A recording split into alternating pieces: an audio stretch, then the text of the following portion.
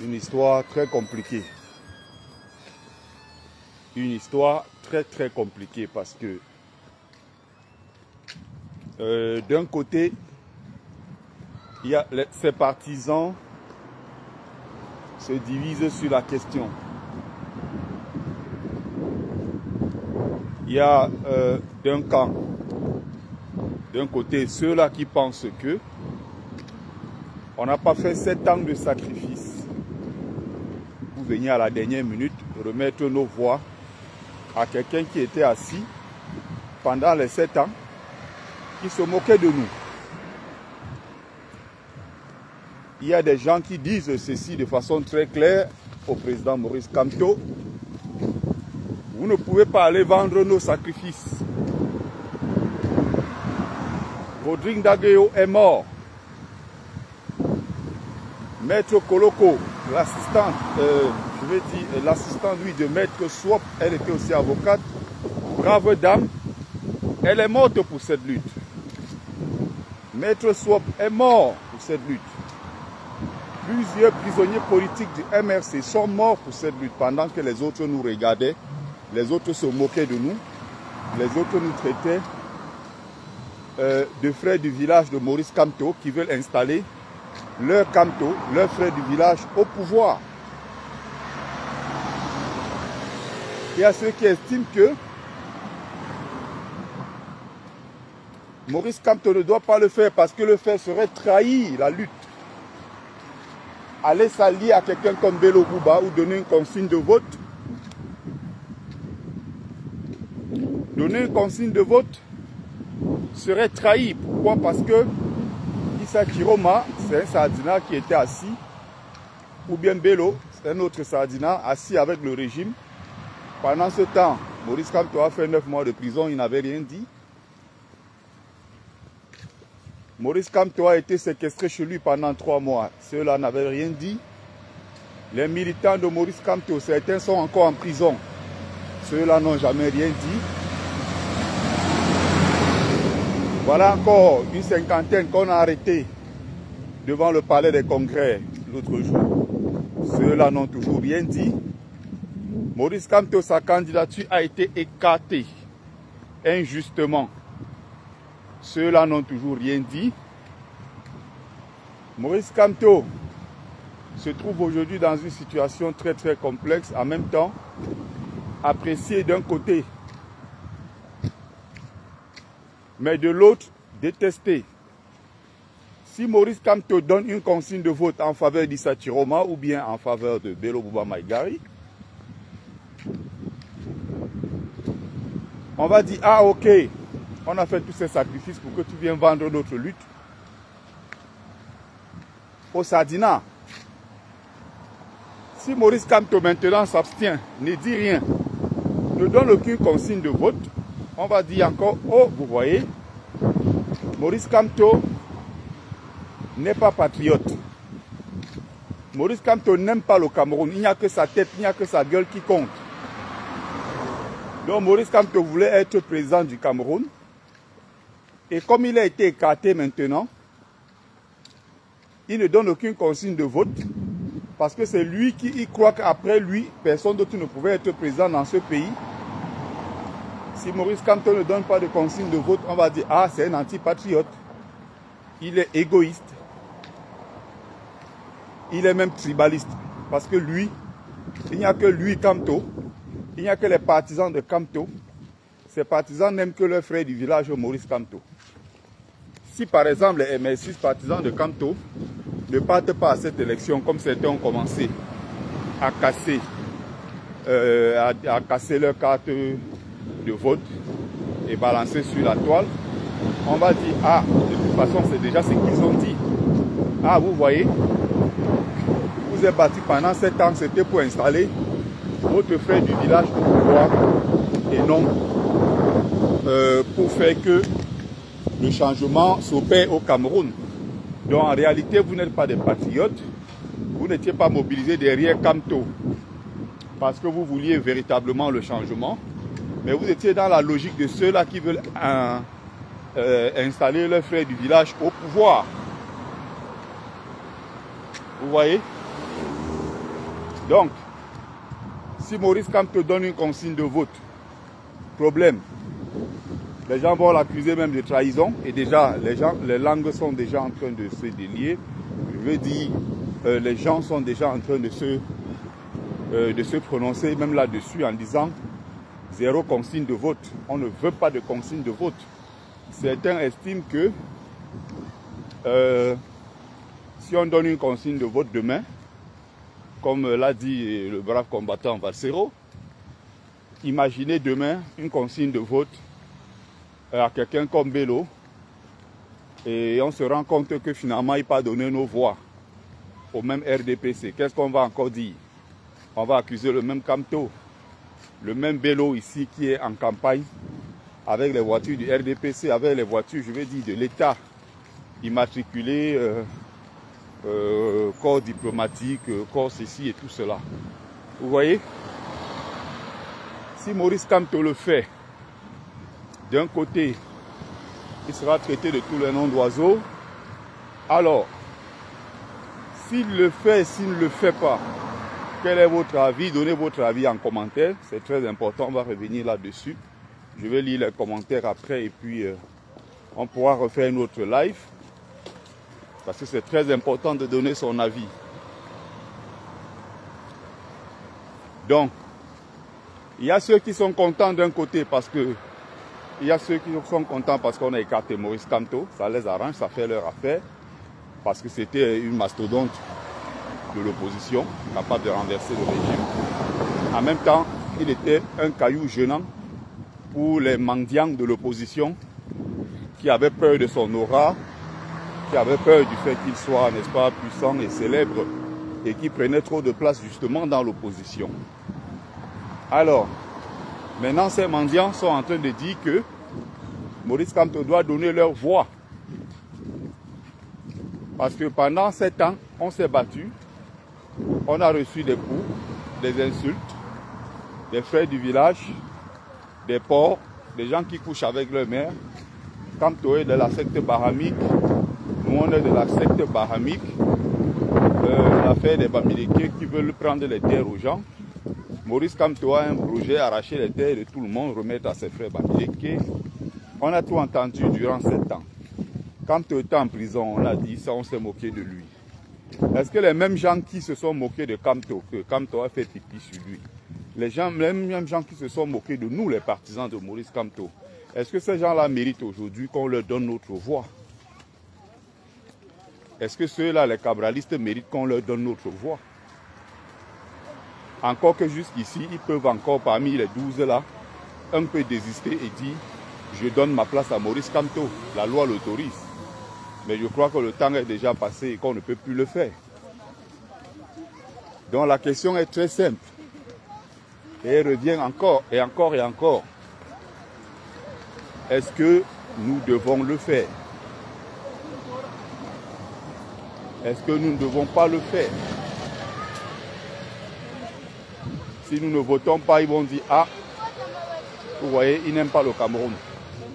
Ils n'aiment que leurs frères du village Kamto. » Bon, aujourd'hui, nous sommes dans une situation très compliquée. Il faut le reconnaître. Est-ce qu'on va aux élections? Il y a ceux qui disent que ça va servir à quoi puisque Clément Atangana est toujours là à la Cour constitutionnelle et c'est lui qui va déclarer via vainqueur. Mais j'ai aussi envie de dire que c'était pareil parce que même si c'était Maurice Kamto qui partait aux élections, même si on validait sa candidature, le même Maurice Kamto allait toujours faire face à la même Cour constitutionnelle. Donc pour moi ça n'a aucun sens. Autre chose, on va aller aux élections avec le même code électoral. Ah, Maurice Kamto aussi se battait et voulait aller à la même élection avec le même code électoral. Donc pour moi ça n'a aucun sens. Maintenant, la capacité de ceux-là à descendre dans les rues revendiquer le moment venu. Ça, c'est ce qui m'intéresse moi particulièrement. J'attends que ces gens-là nous convainquent. Est-ce que je vais rester là à dire que nos Maurice Kamto, nos votes? Est-ce qu'on va rester là à dire que sans Kamto, on ne peut rien? ou alors que c'est quand le Cameroun va s'arrêter. Voilà, c'est là où se pose le problème. Est-ce que quelqu'un comme Bello Bouba, qui ne parle presque jamais, est-ce que Bello Bouba, qui est même plus fatigué, me semble-t-il, que Paul Biya, est-ce que ce Bello-là sera capable de descendre dans les rues le moment venu si il a gagné dans les urnes et que Clément Atangana a déclaré Paul Biya vainqueur? Est-ce que le même Belloa va appeler son peuple à descendre dans le peuple camerounais, à descendre dans les rues? Est-ce que Tiroma va le faire? Est-ce que Tiroma ne va pas se ranger du côté du RDPC et redonner encore 7 ans? Est-ce que Bello ne va pas se ranger du côté encore du RDPC et redonner encore 7 ans au même gouvernement? Et entre-temps, ils vont créer le poste de vice-président pour écarter Biya et mettre Ngongo ou Franck Biya ou je ne sais qui d'autre pour que ça continue. Emmanuel Macron a ce projet-là et la France est en train de soutenir le régime en place. On voit le traitement complètement différent avec le cas de la Côte d'Ivoire où l'ONU s'est battue pour que Alassane Ouattara réintègre, n'est-ce pas, Laurent Gbagbo et Tidiane Thiam. Donc vous voyez comment les choses se passent. Bon, maintenant, comment on va faire? C'est ça la question. C'est ça la question. Donc il va falloir prendre le temps de bien observer les choses. Il va falloir faire preuve de patriotisme. Parce que, comme je vous le disais, on peut toujours voter, tout simplement en faire ce qu'on appelle un vote sanction. Le vote sanction dans le sens où, pendant très longtemps, nous nous sommes battus. Les partisans de Maurice Kamto, pendant 7 ans, quand on manifestait, il n'y avait pas de nordistes avec nous. J'ai souvent expliqué ici, pour ceux qui ont l'habitude de me suivre sur la toile, que il y a ce qu'on appelle le vote sanction. C'est-à-dire que pour ceux-là qui ne veulent pas de Kamto Lobamileke, ils ont une façon d'agir. Et c'est un peu partout comme ça en politique. C'est-à-dire que je te donne ma voix.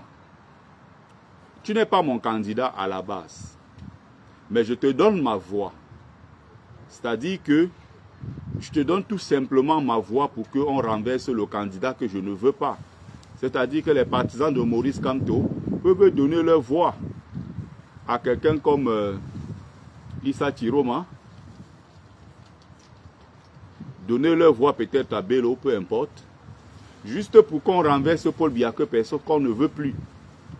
Et après ça, chacun reprend sa position. Mais par contre, si le même système en place déclare Paul Biya vainqueur, et on demande maintenant aux gens de descendre dans les rues pour manifester et chasser le régime en place, les partisans de Kamto, en plus des autres Camerounais et des Bamileke, qui forment évidemment sa base, vont se retenir. C'est ce que je vous expliquais.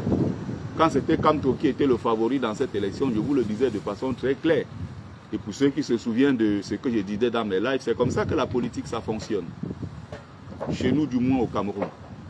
Donc, aujourd'hui que Kamto n'est plus dans la course, et je ne vois pas par quel miracle Kamto va revenir à la course, sauf la création d'une véritable scission dans le pays au sein de l'armée pour qu'on reprenne encore le jeu électoral et on le réintègre à l'intérieur.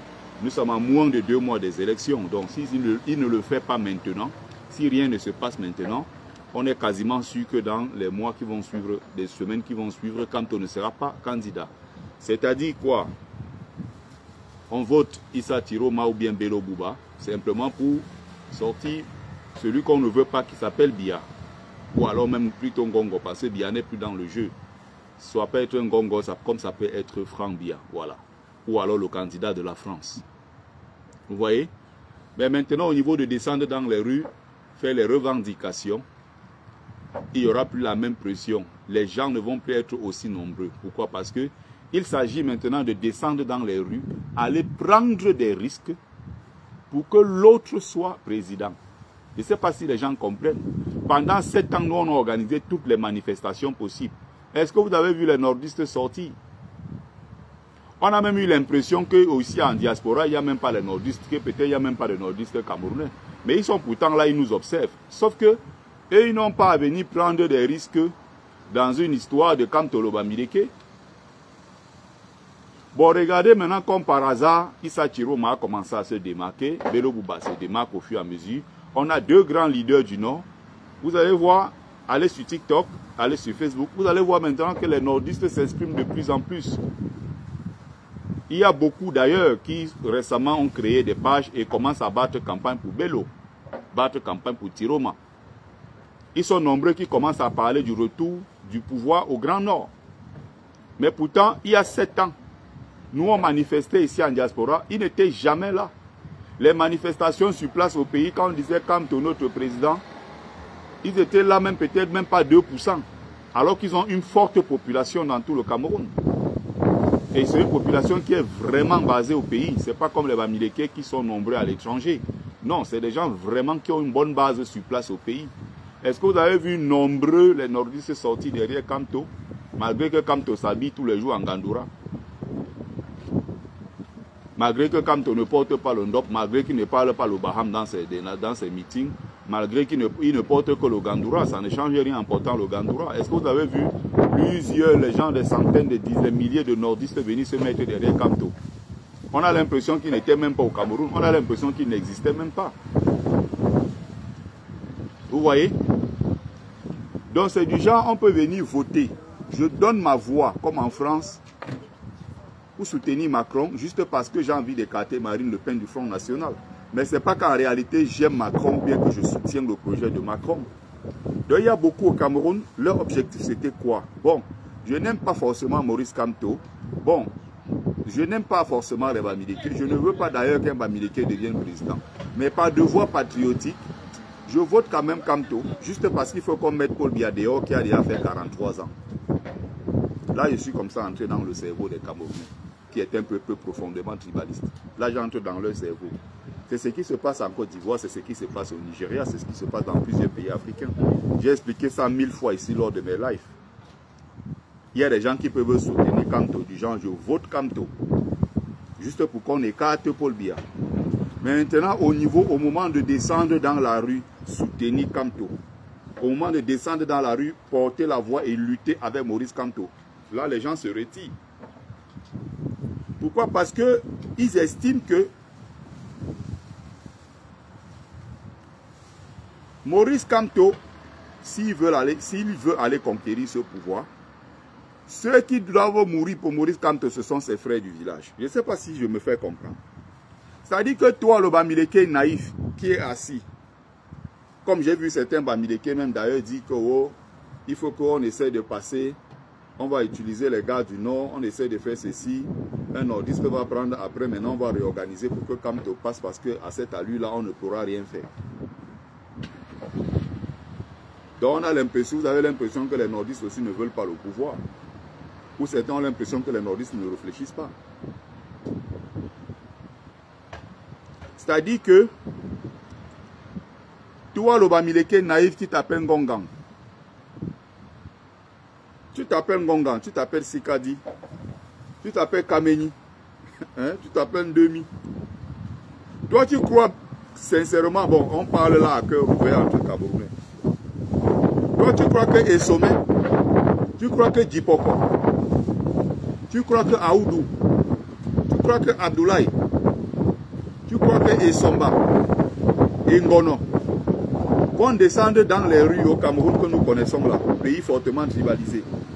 Ils vont descendre dans les rues, mourir derrière Kamto, pour que Kamto Bamileke devienne président. Tu as rêvé, mon ami. La lutte qu'on mène là, il faut bien comprendre que la base de cette lutte-là est une lutte portée majoritairement par le peuple Bamileke pour la libération du Cameroun. Il y a même d'ailleurs des Bamileke qui en veulent à Kamto de ne pas être un vrai Bamileke radical. Parce qu'il y a des Bamileke qui voudraient que Kamto s'assume publiquement sur la place publique comme Bamileke. Qui porte le ndop, qu'il se tienne devant, il dit je suis Bamileke. Qui parle même le baham dans ses meetings. qui disent clairement que les Boulous doivent partir. Il y a des Bamileke radicaux qui en veulent à Kamto. Or, Kamto est au milieu, il est républicain. Il ne renie pas ses origines Bamileke, mais en même temps, il ne les met pas en avant parce qu'il a peur. Maurice Kamto sait que s'il porte le ndop, il va quelque part commencer à porter le ndop pour faire ces trucs-là. Les gens vont tomber sur lui. Maurice Kamto préfère porter la gandoura. Si Maurice Kamto va, il commence à mettre un peu trop le ndop. Comme vous voyez, les chefs traditionnels Bamileke commencent à avoir même peur de porter le ndop. Maurice Kamto l'a fait. Quand il y a eu ici là, des gens qui ont été attaqués à Sassikilam, les boutiques ont été pillées en Balmayo, à Konolinga, un peu partout. Maurice Kamto, dans son discours, a changé.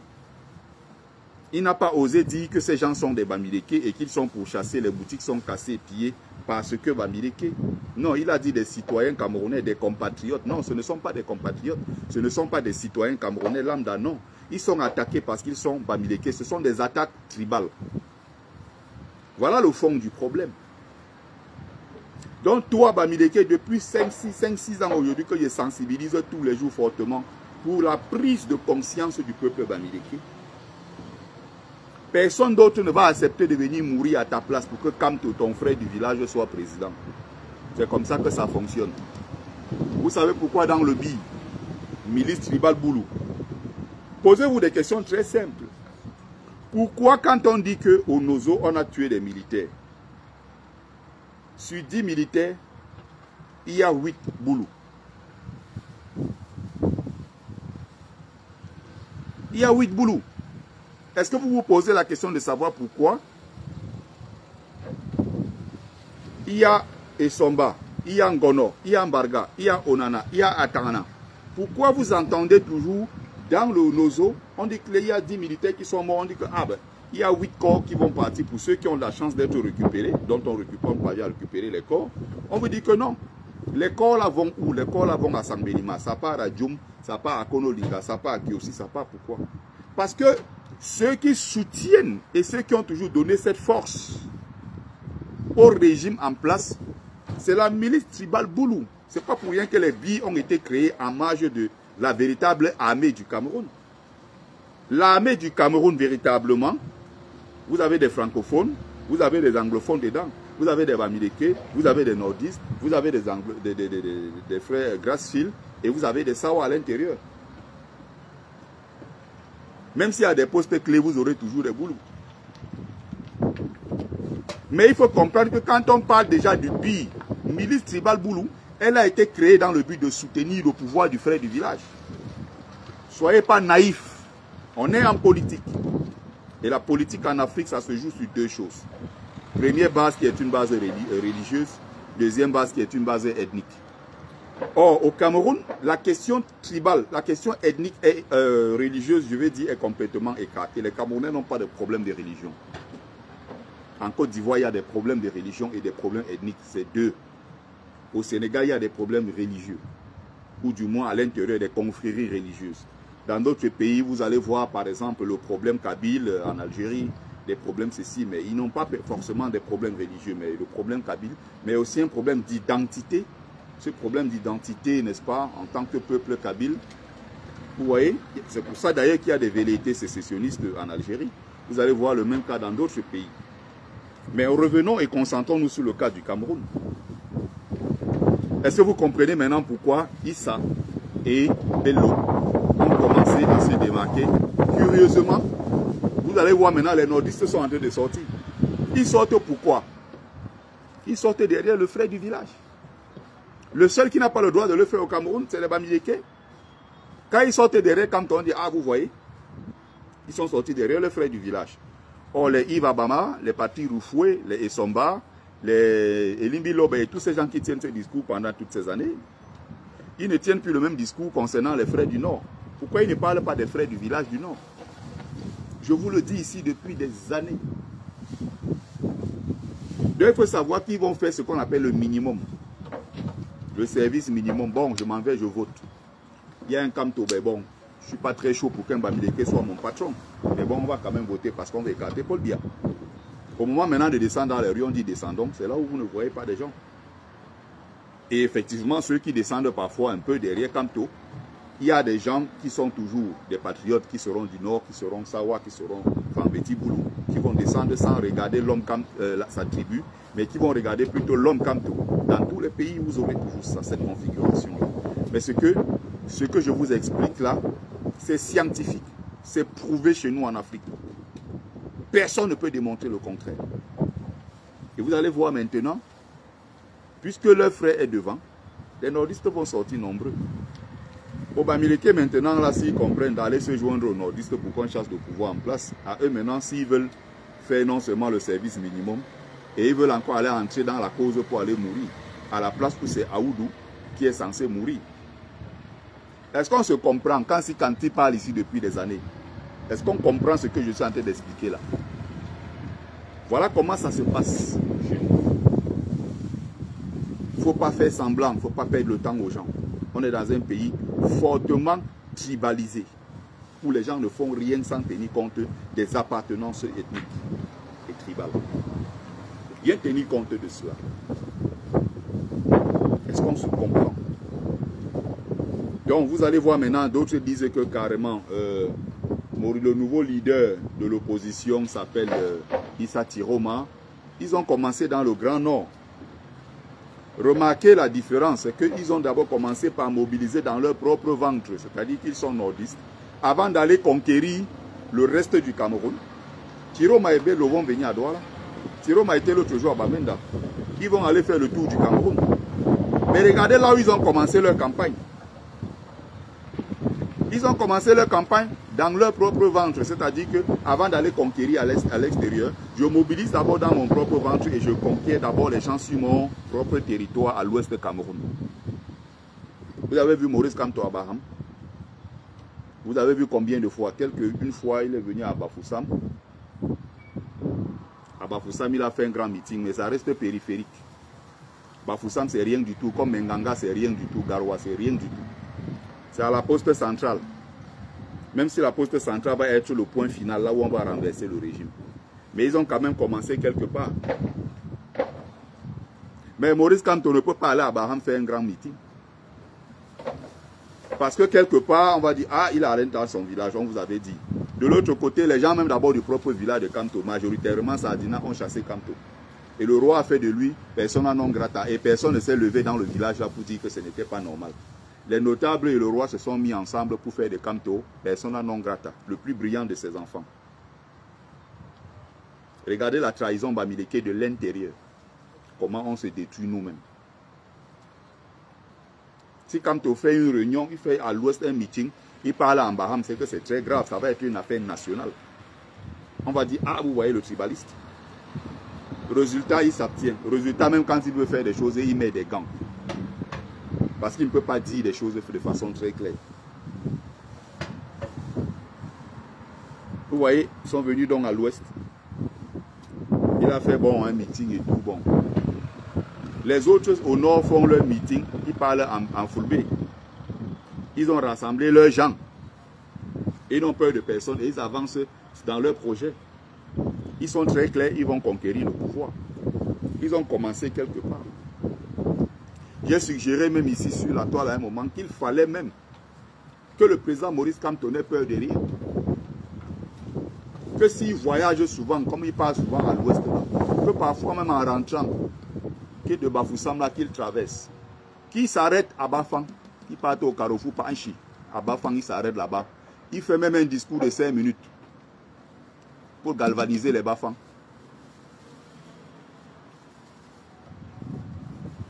Vous avez vu ce que les Bafang ont fait dans cette lutte. Ce n'est pas que je suis en train d'inventer quelque chose. On est tous sur la toile. C'est moi, Moumbe Sombong, qui parle. Et j'assume complètement mes propos. Je l'ai dit sur la toile ici à plusieurs reprises. Quand on dit que chez les Bafang, on ne jongle pas, on ne blague pas avec la dignité des peuples, du peuple Bafang, vous avez vu les seuls capables de le faire. Les billes, l'armée, tout le reste, ils sont arrivés à Bafang. Les Bafang ont décidé que personne ne sort d'ici. Ils sont allés dans le commissariat, retirer les gens qu'on était en train de s'apprêter à déporter à Yaoundé. Ils ont bloqué la route nationale. Que aucun de nos enfants ne va partir d'ici et aller à Yaoundé. Aucun de nos enfants ne va partir d'ici et aller en prison à Yaoundé. Ils ont pris les jeunes partout dans la ville. On a allé libérer tous les commissariats. Personne n'est allé en prison. Il n'y a qu'à Bafang qu'on a fait ça. On est allé à Bafoussam, on a arrêté les gens, traversés devant les populations. On a allé les enfermer à Yaoundé. Ça veut dire quoi? La réserve de Bafang est une poche déjà très importante. Et on a besoin des gens comme ça dans la lutte que nous menons. On est d'accord? C'est une poche déjà très importante. Et on n'a peur de rien. Mais maintenant, poser ce genre d'acte-là signifie qu'on assume les Bafang, on assume ses frères Bamileke. Et c'est toujours très difficile chez nous. Le Bamileke n'a pas encore le courage de faire le genre là. Les Bafang l'ont dit de façon très claire. Et là-bas, pas ici chez nous à Bafang. Et ils ont parlé ça avec la tête. C'est pour ça que nous, on est des gens fiers.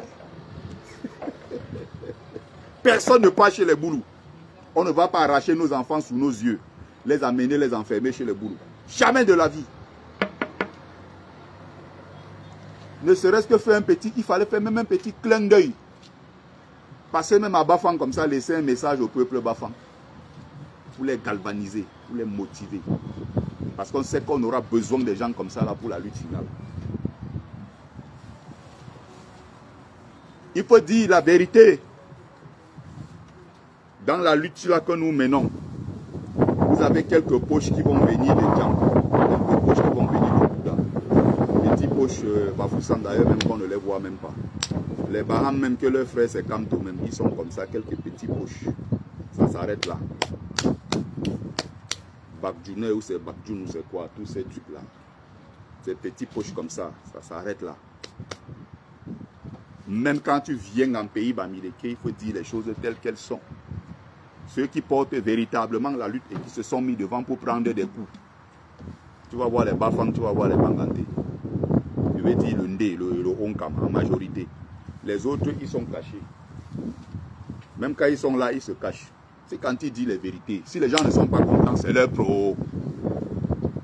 C'est ce que nous avons observé sur le terrain depuis des années. Est-ce qu'on se comprend? Ce que je dis là, ça peut faire très mal. Mais il faut qu'on soit très clair, qu'on dise les choses comme ça pour libérer notre pays. Parce qu'on a beaucoup vécu dans le mensonge. Allez à Bouddha parler de Kamto. Allez, je ne sais pas où parler de Kamto dans les ans. Allez même à Baham parler de Kamto. Vous avez vu les partisans de Kamto récemment. On a foutu sur place. Tabassé jusqu'à il a saigné.